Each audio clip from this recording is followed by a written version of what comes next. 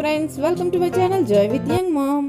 నేను ఈ వీడియోలో ఒక కమ్మటి రెసిపీ చూపిస్తున్నానండి. అదేంటంటే మన ఇప్పుడు సీజన్ కదా, ఈ సీజన్లో ఏంటంటే జామకాయలు ఎక్కువగా దొరుకుతూ ఉంటాయి. సో మనము కేజీ, హాఫ్ కేజీ అలా తెచ్చుకున్నప్పుడు ఎప్పుడైనా తినకుండా ఉండి పండిపోతాయి కదండి.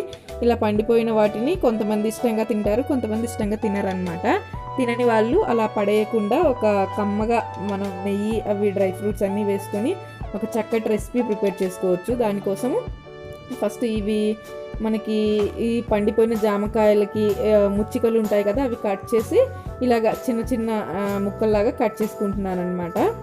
మొత్తం ఇలా కట్ చేసుకొని చక్కగా కడిగి కట్ చేసుకొని ఒక ప్రెషర్ కుక్కర్లో ఈ ముక్కలన్నీ వేసేసుకుంటాను.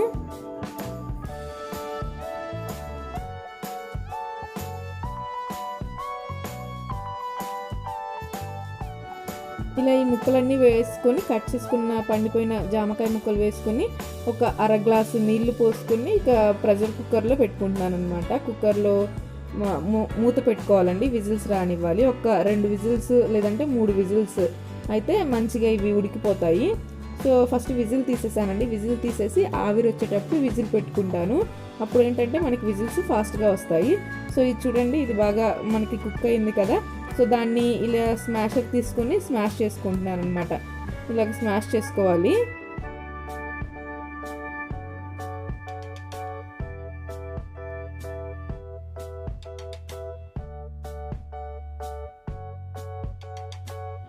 ఇలా ఒక స్మాషర్తో స్మాష్ చేసుకున్న తర్వాత దాన్ని ఒక స్ట్రైనర్లోకి తీసుకోవాలన్నమాట.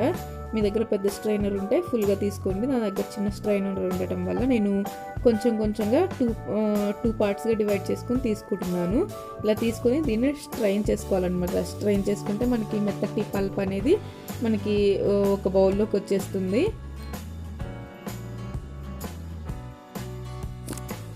ఇలా మెత్తగా పల్పు తీసుకొని ఇక మిగిలిన తొక్కని, గింజల్ని అవన్నీ పడేసుకోవాలండి. ఇలాగా మెత్తగా పల్పులాగా తీసుకోవాలి.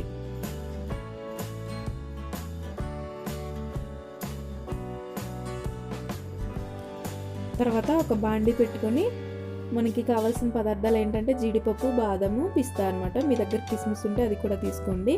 ఇంకా విరిగిపోయిన పాలు అనమాట. ఒక గ్లాస్ విరిగిపోయిన దాన్ని తీసుకోండి. కొంచెం 2 టేబుల్ స్పూన్ల నెయ్యి తీసుకొని ఒక 2 లేదంటే 3 స్పూన్ల చక్కెర.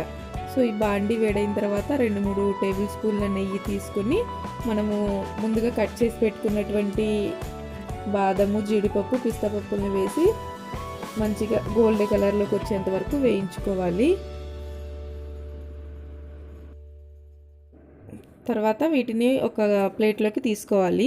ముందుగా మనము పల్పు సిద్ధం చేసుకొని ఉంచుకున్నాం కదండి జామకాయది, దాన్ని అదే బాండీలో కావాలంటే కొంచెం నెయ్యి వేసి అది మనము జామ గుజ్జుని దాంట్లో వేసుకొని మంచిగా వేయించుకోవాలన్నమాట.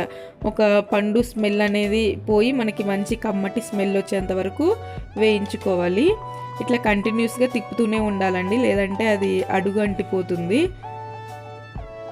సో ఇలా తిప్పుతూ మనం కలుపుకుంటూ వేయించుకోవాలి. వేయించుకున్న తర్వాత దీంట్లో ముందుగా విరిగిపోయిన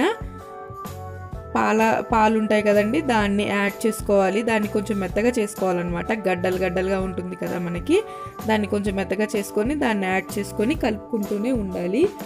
ఒక 5 నిమిషాలు ఇలా కలుపుకున్న తర్వాత మనము ఒక 2 లేదంటే 3 టేబుల్ స్పూన్ల చక్కెర అయితే సరిపోతుందండి. ఎక్కువ వేస్తే మరి ఎక్కువ స్వీట్ ఉంటుంది అనమాట. 2 లేదంటే 3 టేబుల్ స్పూన్ల షుగర్ యాడ్ చేసుకొని మళ్ళీ కలుపుకోవాలి. ఇక్కడ నేను 2 టేబుల్ స్పూన్ల షుగర్ని యాడ్ చేశాను. యాడ్ చేసి మళ్ళీ కలుపుకుంటూనే ఉండాలి. కలుపుకున్న తర్వాత ఒక 5 నిమిషాలు లేదంటే 4 నిమిషాలు కలుపుకుంటే ఇలాగ మనకి కొంచెం దగ్గర పడుతుంది హల్వా అనేది. సో ఈ హల్వా ఇలాగ దగ్గర పడిన తర్వాత నేను ఇంకొంచెం నెయ్యి యాడ్ చేసుకున్నానండి. ఒక హాఫ్ టేబుల్ స్పూను. మీకు కావాలంటే యాడ్ చేసుకోండి, లేదంటే మీకు ఈ కన్సిస్టెన్సీ వచ్చినా సరిపోతుంది అనమాట. ఇక మనకి ఈ హల్వా అనేది నాన్ స్టిక్లో చేసుకుంటే బాగుంటుంది, లేదంటే మామూలు గిన్నెలు అయితే మనకి అడుగంటే ఛాన్సెస్ ఉంటాయన్నమాట.